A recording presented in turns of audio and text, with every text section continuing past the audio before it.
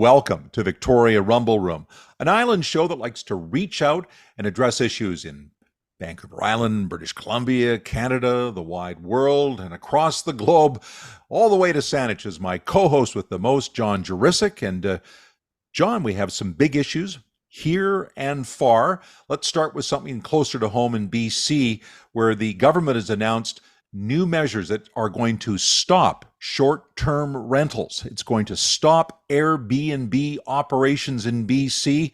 It's going to all happen by the spring of 2024. What do you make of it? Tough move politically, very NDP-ish. In my humble opinion, some small investors are going to get hurt.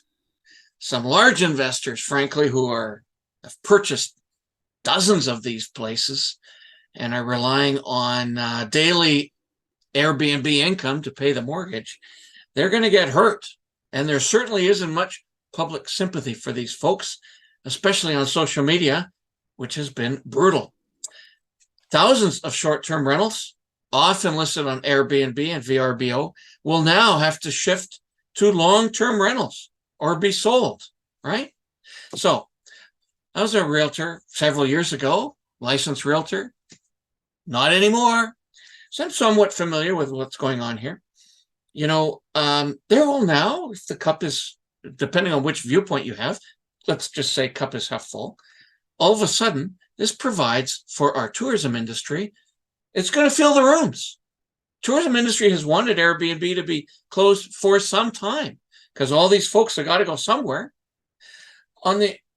And part of the housing solution is more rentals. Well, okay, there will be more rentals for young families. There will be more availability of housing. So this has got a two-edged sword. And we'll see how it all flows out politically. You have to wonder, will it really solve the crushing need for low-cost housing? A lot of these places are very small. You talk about families. Some of them are 400 square feet or 500 square feet. Unless you've got a very small family or very small people, it's going to be tough. Some people have simply invested in these smaller rental apartments because it seemed like a good way to earn money and earn income, some of it actually retirement income. And it hasn't been against the law. People aren't breaking the law doing this sort of thing, and they're now being pilloried because they're unhappy about it. I could see some legal cases coming up here in short order. A case in point, downtown in Victoria, the Janyan building. As you cross Johnson Street Bridge, the Janyan is directly to your right, and all these very small apartments, low-term rentals, and you wonder how those are going to translate into the housing market. People are cruel online about this when people have complained and saying, I could lose my lifetime savings because of this. And you think the government could give people a little bit longer to adjust and potentially sell their places if they can't actually stay in them. So it'd be nice to see a little compassion, I think, from people as we make this adjustment. If it has to be made, it should be made, I think, in a more orderly way.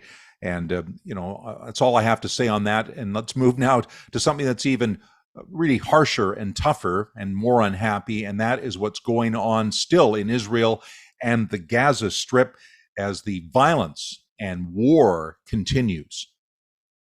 Unfortunately, too much to talk about regarding this terrible bloodshed, terrorist bloodshed in Israel and the Gaza Strip. We all know now that innocent women, children, and the elderly have already died. The carnage is growing worse and worse by the minute. Meantime, there have been demonstrations around the world, including right here on Vancouver Island. In fact, I think you checked one of these out, Robin, lately. I did. I went down to the BC legislature and had my trusty little camera with me, captured some of these following scenes.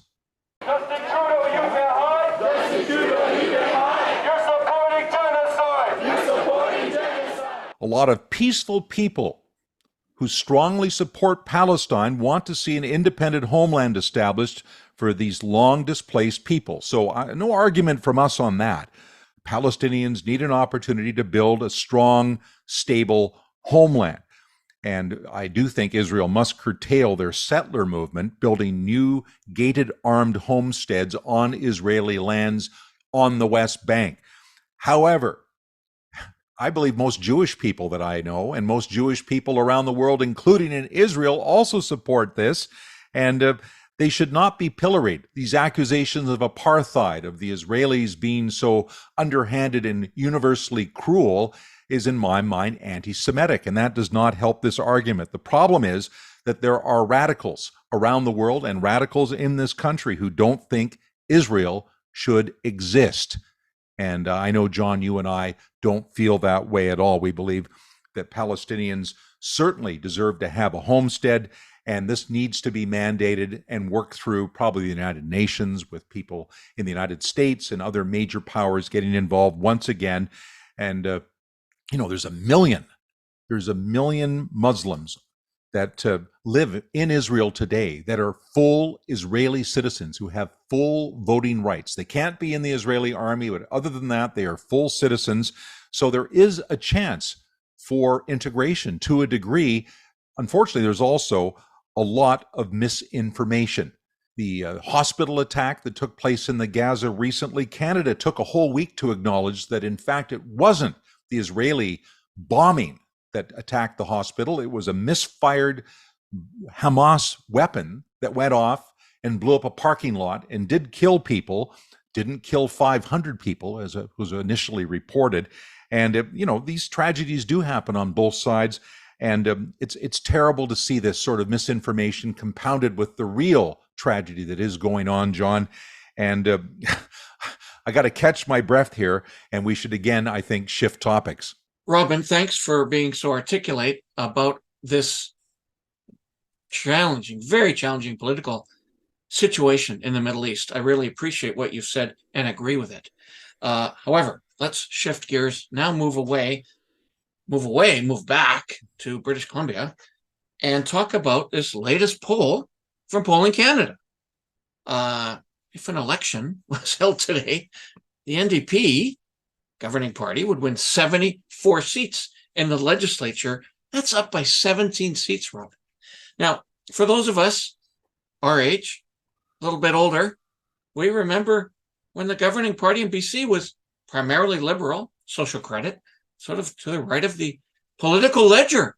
So the fact that the NDP has been so strong now for a better part of 10 years is still somewhat surprising to me. Yet again, another surprise in second place, the BC Conservative Party, who is sort of non-existent, is however, in this polling up to 13 seats, which is a huge leap considering they didn't even register during the 2020 election. As for BC United, the former BC Liberal Party, if an election was held today, they would only win 4 seats. 4 seats, Robin, which is down 24 from 2020, an absolute disaster if this holds up for next year. Oh, by the way, the Greens on Vancouver Island would stay at 2 seats to keep their voices heard. So David Eby is sitting extremely high in the polls right now. He's got to be looking very comfortable as he moves towards another year, another mandate, solid support, and not a lot of pressure yet from the opposition. But, he does face some challenges. The deficits continue to go up. The debt continues to grow. The price of homes gets higher and higher. Fuel is more expensive. Groceries are sky high. And it's tough. It's tough to stay on top. And what about economic development? This has been an Achilles heel for the NDP in the past. People not getting to do the jobs they want to do, particularly in the interior of the province, where they have jobs in the natural resource sector. And, you want to be a successful government, you have to be a government for everyone. You'd better believe the unions that represent forest workers, miners, and people who work in energy want to see their jobs protected and their industries expanded. So why has BC been so quiet about the recent Supreme Court ruling that determined the provinces had overriding say on environmental standards? Not Ottawa. And Alberta says it means oil and gas development will no longer be unnecessarily curtailed. So we decided to turn to BC's energy critic for some answers and to see what he has to say. Let's zoom in. Ellis Ross. And now joining us in the Victoria Rumble Room once again is BC's energy critic, the member for Skeena, Ellis Ross. And Ellis, great to have you here. And you took a bike tumble a few weeks back and really hurt yourself. How are you doing? I'm doing much better. You still got to work at the short-term memory. It's you've got to exercise every day, meaning and make mental notes, real notes. And then after every evening, I try to recount everything I went through the past day or the day before. So you really got to work at it, but it's getting much better. And the physical pain is starting to go away too. Well, that's great. And we sure appreciate you taking time to talk to us because this is an important issue.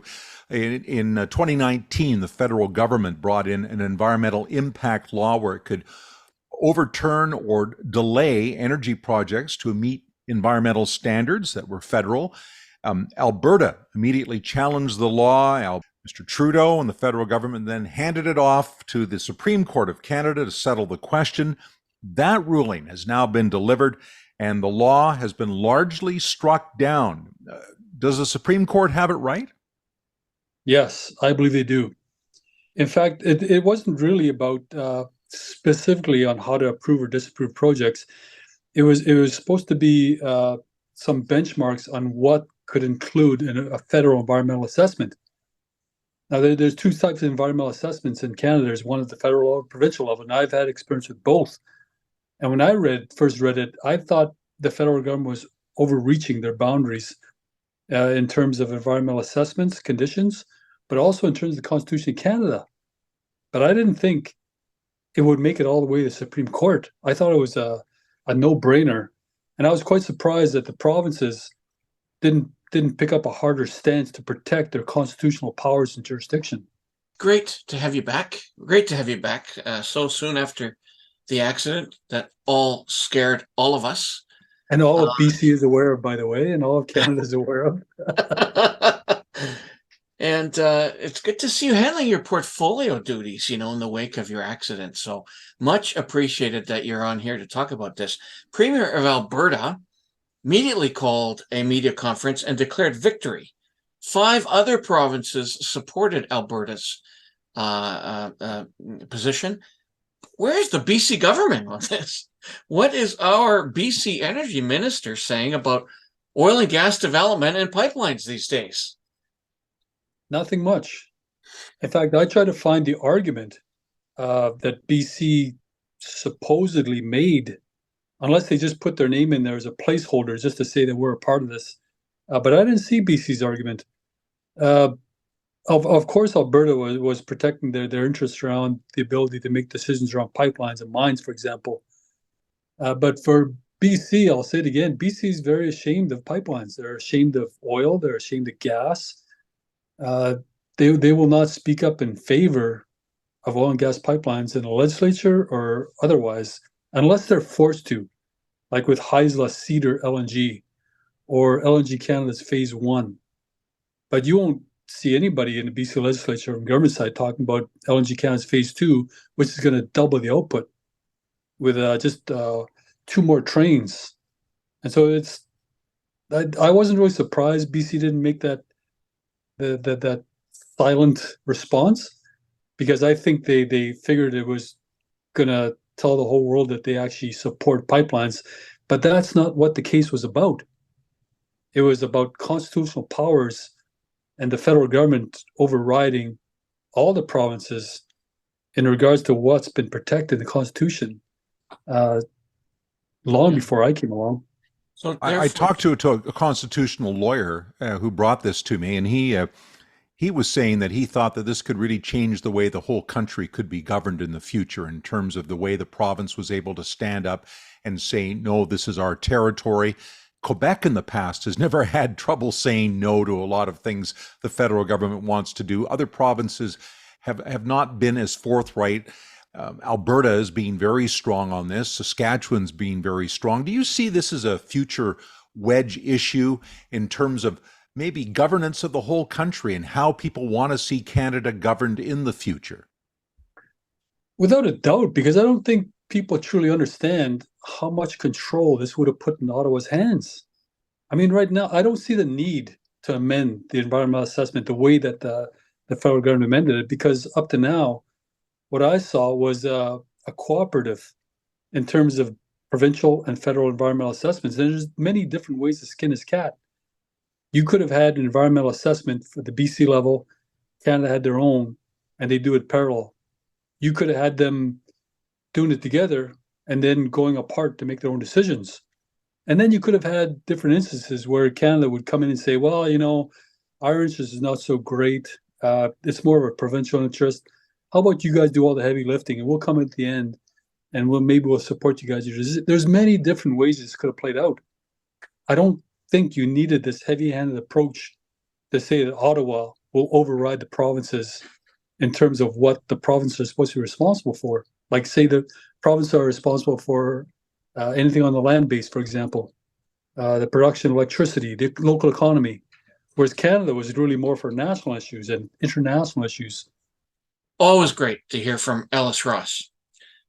Also great to hear that he's doing better after his biking mishap. So let's now move on to something a little lighter, a little easier, something to eat. No. Island economic development in general, and the state of our farming community in particular. We were wondering how farmers have been doing with all of these heat waves and droughts, atmospheric rivers. How's business out on the farm? We tracked down an old friend of mine, a woman who sells honey and eggs, other farming-related activities out on the peninsula. Let's zoom in. Lindsay Dault. Now, joining us in the Victoria Rumble Room, Lindsay Dault, the owner of Country Honeybee. First time on this show. But we've spoken before, Lindsay, a ton on podcasts, helping to promote island products and produce. Awesome. Great that you can join us. Thank you. You're welcome. Thanks for having me. Oh, totally. Lindsay, I was wondering about the state. We're all wondering about the state of local farming in general and your business in particular as we clear out of the pandemic, okay, and deal with these wild changes in the climate. Okay. Mm-hmm. First, is your business back to what it was before the pandemic? And how is business, generally speaking, well, not generally speaking, I think you're the only one who is producing honey and eggs together. Through the pandemic, we actually did quite well because people were stuck here with nothing to do.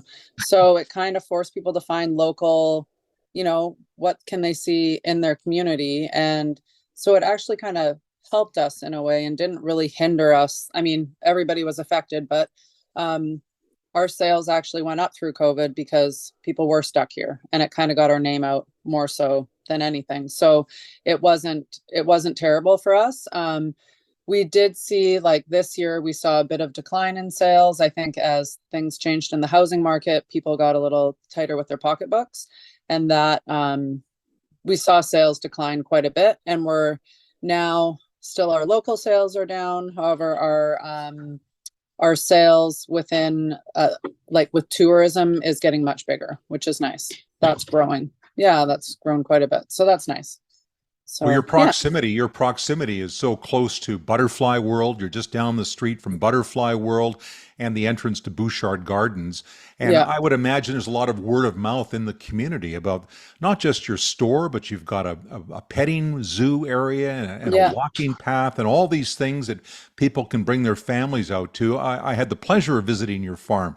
And it was just great to see all the different things that you've done, a lot of work there, and hopefully the local community really bolsters that, because you can't just depend on tourism for a farm that operates year round. Yeah, for sure. Yeah. We have a lot of, we do have a lot of regulars that come in with their kids to go see the animals. That's kind of their outing, and they come in, they get a decorated cookie, and they go down and see the animals and get a bag of food. So it's like, there is a lot of different walks of life walk through our front door for sure.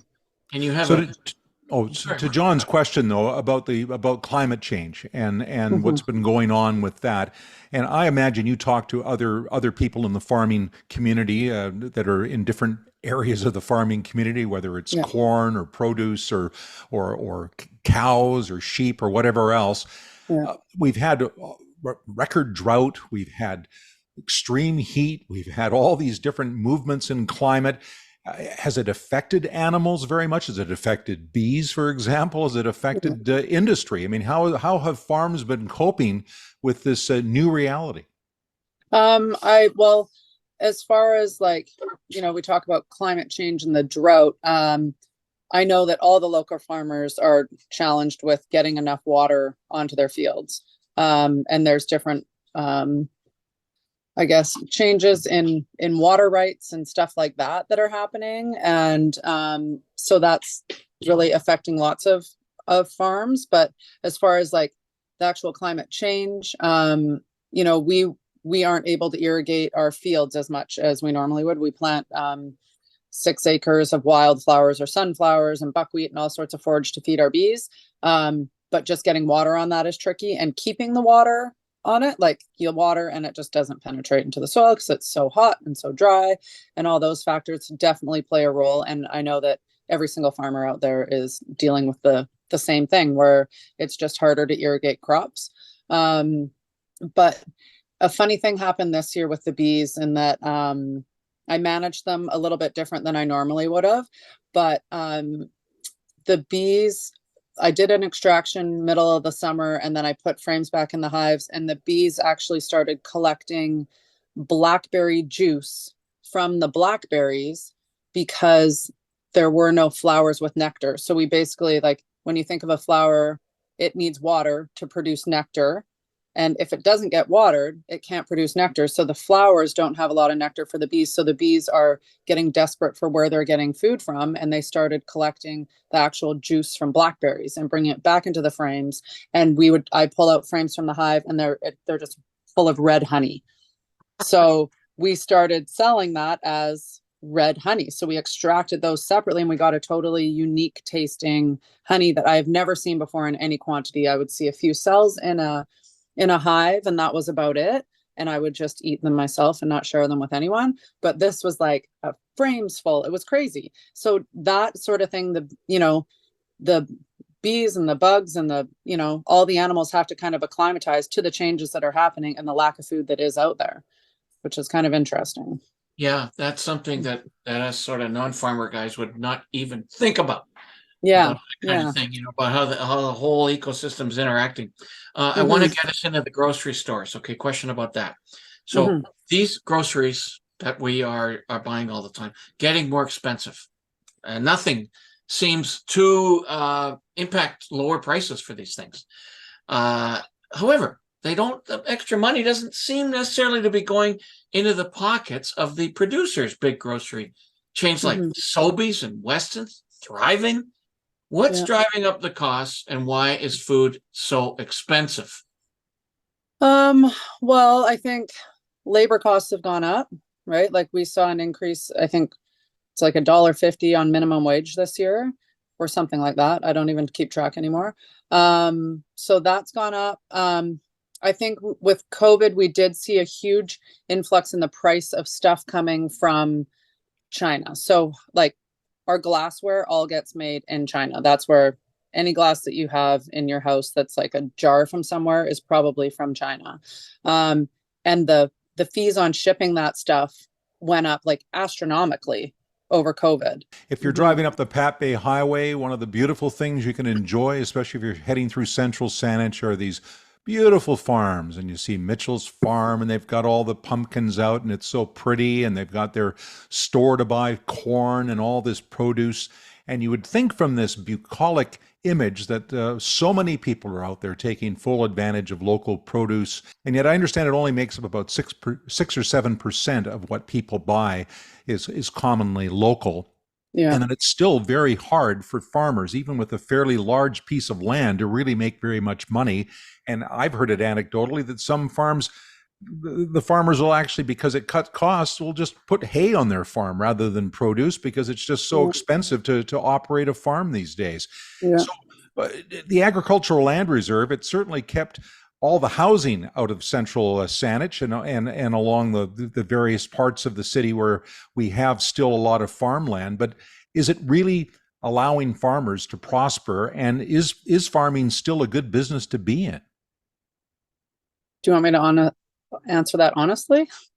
I would never encourage my kids to be farmers, which is sad. Like when my one kid said, I want to be a beekeeper, I was like, please don't. Like it is so, I know that we need people to make all this food, but it is so hard to make a living. Like for us, the price that we sell our honey at in our store of the honey that we produce here, we break even on. We don't make a profit on it. We cover our costs because it is so costly to produce honey here because we don't grow a lot of food here. So it's like, if you don't grow a lot of food, you don't get a lot of honey.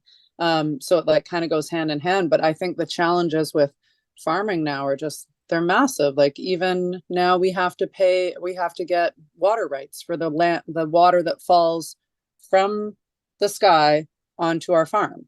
And we have to pay for that. So it's like adding more cost to farming and making it more expensive to try and make ends meet.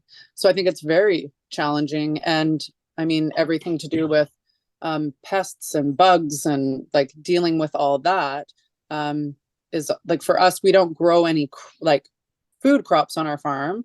So like weeds, like we don't do Roundup or any of that stuff, but all the bugs that you encounter if you're growing food is another whole issue you have to deal with. You and I have chatted about this multiple times in the past. Mm-hmm. There is a myth around the peninsula being a food sustainable source for the island. That in fact, if the island just broke off and started floating into the Pacific, we'd be okay because the peninsula can produce food for all of us. I think that's wrong. You've mentioned it's wrong. I think even Robin mentioned a lot of this land is hardly being produced for food. Is that still the case? And when is that going to change? There's a lot of land out there that could be utilized in maybe a more efficient manner. Well, yeah, I think we would just squander away if our island floated off into the Pacific. I'd be fine. I got everything I need here. We raise all of our meat and do all that stuff. But I think the cost of farming and like when people have these giant pieces of property and they want ALR status, so they don't pay all the taxes, they find what's the easiest way that I can get farm status, and that is to grow hay. So we have a plethora of hay on the peninsula and really not that many food crops that are growing. Like I don't think we'd be sustainable. There's a few key players like the Foxes, the Sluggets, the Mitchells, like all those guys that are producing a lot of food, but by no means is that sustainable for, what everybody consumes. And I don't know when, like how that would change really. I just don't like where there needs to be some sort of motivation to get people to farm and grow food and so that we have a sustainable island, but we don't. Everything gets brought over here from the mainland or Mexico, California. Yeah. Where they have giant farms. I mean, they've consolidated farms over the years in places like California where the days of the family farmer are almost by the wayside. Now farms are massive, and they're a conglomeration of probably 100 farms now make up one. Yeah.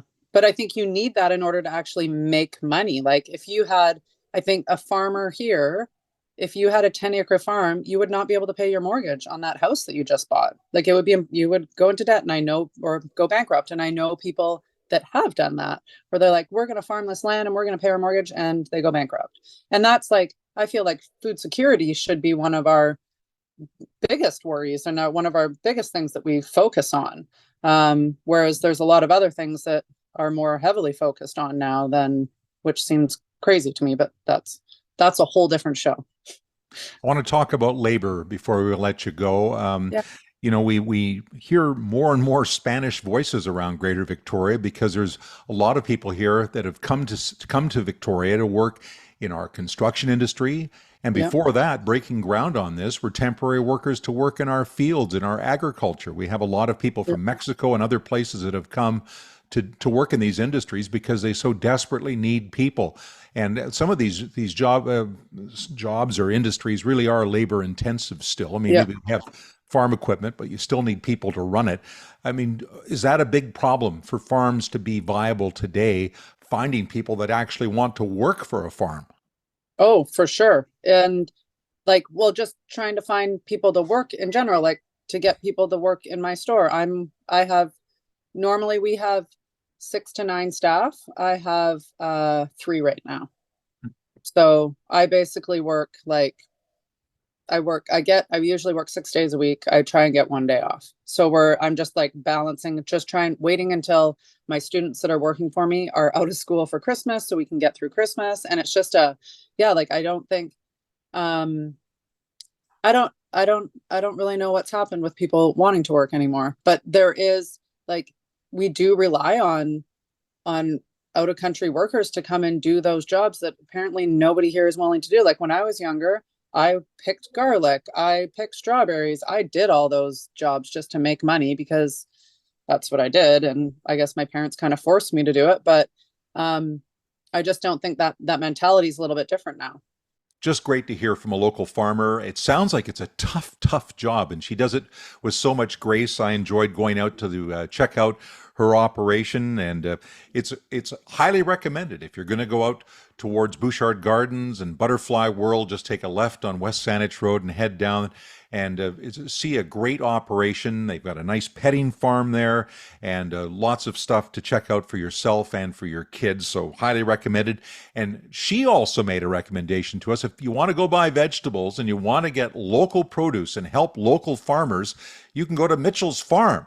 You can drive out to Central Saanich. You can stop at the Pape Highway and Island View Road, and there's Mitchell's Farm there. They've got lots of produce and corn and fruit and pumpkins right now, lots of pumpkins. And you pay less there than you would in a grocery store. So check that out. And with that happy note, John, time to wrap things up. And you can bike there. It's right along a major bike path from Cordova Bay out to Sydney. Here we had another great Rumble Room, right around the world. We're dealing with issues around the world, some extraordinarily tragic, some very politically hot, and some very, very interesting about local issues. A reminder to everybody to follow us, as have over 1.4 million cumulative viewers, Facebook, Twitter, YouTube, now almost close to 400 of our videos are housed there. We're also on Facebook news groups. We are also on Instagram and TikTok. Plus, you'll now see that we have a link, sponsor link at ko-fi.com. If you're so interested, a small donation would help us expand our digital reach and exposure. And so I remain your farmer of information who lives around a lot of hobby farms, including my own little one in the backyard out in beautiful Saanich. I'm John Jurisic. And you're the farmer in the dell. I'm proud to be in your dell, John. I'm Robin Adair, and rumble on.